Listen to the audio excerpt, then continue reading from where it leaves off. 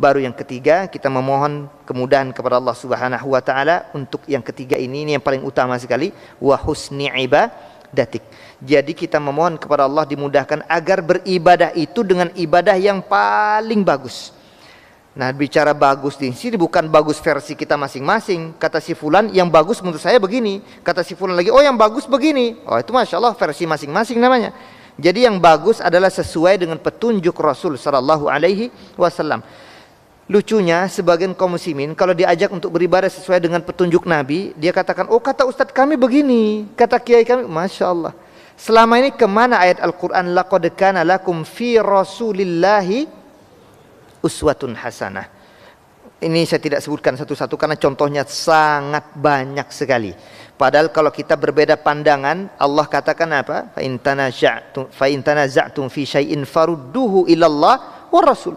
Kalau kalian berbeda pandangan pendapat antara satu dengan yang kedua dan seterusnya, maka khilaf-khilaf semacam ini dikembalikan kepada Allah. Di Al-Qur'an ada apa tidak? Enggak ada. Oke, masuk yang kedua. Kepada Rasul sallallahu alaihi wasallam ada apa enggak? Enggak ada. Selesai. Sudah, enggak usah dilanjutkan, kelar urusan.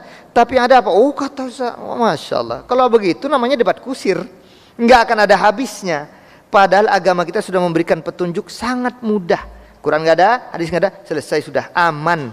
Artinya tinggalkan aktivitas itu, enggak usah dilangsungkan, enggak usah dilanjutkan, tinggalkan. Inilah yang dikatakan oleh Rasulullah SAW. Innal halala bayyin, wa innal harama bayyin, wa bainahuma umurun mustabihat. Ini masalahnya.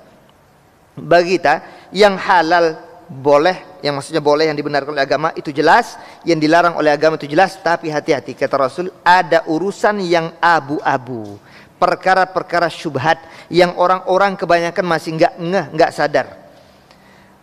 Ini nggak tercuat begitu saja problem ini ya. Rasul pasti ketika mengedepankan satu perkara, satu permasalahan langsung memberikan solusi. Jadi jangan kita tuh cuma bisanya ngeritik orang. Ketika ditanya, terus gimana solusinya? Ah, pokoknya nggak boleh, itu nggak benar. Jadi kalau kita mengatakan ini nggak boleh, solusinya harus ada. Rasul katakan ini nggak tepat yang begini, ada solusinya ada. Kata Rasul SAW, faman ittaqas syubhat faqad istabra'a lidinihi wa irdihi, wa man waqa'a fi syubhat faqad waqa'a fil haram. Yang menghindarkan dirinya dari perkara-perkara syubhat yang abu-abu tadi, maksudnya disuruh tinggalin. Kita nggak tahu nih ada nggak sisi pendalilannya, ini dilakukan apa tidak oleh Rasul, dan seterusnya dan seterusnya, kita nggak tahu, maka yang paling aman apa? Tinggalkan. Ini yang saya sampaikan tadi, terjadi perbedaan antara si fulan, kita nggak tahu, tinggalkan, selesai. Sampai kita nanti tapi terus gali, bukan tinggalkan terus diam aja, itu enggak. Namanya seorang thalibul ilm itu terus menggali, mencari.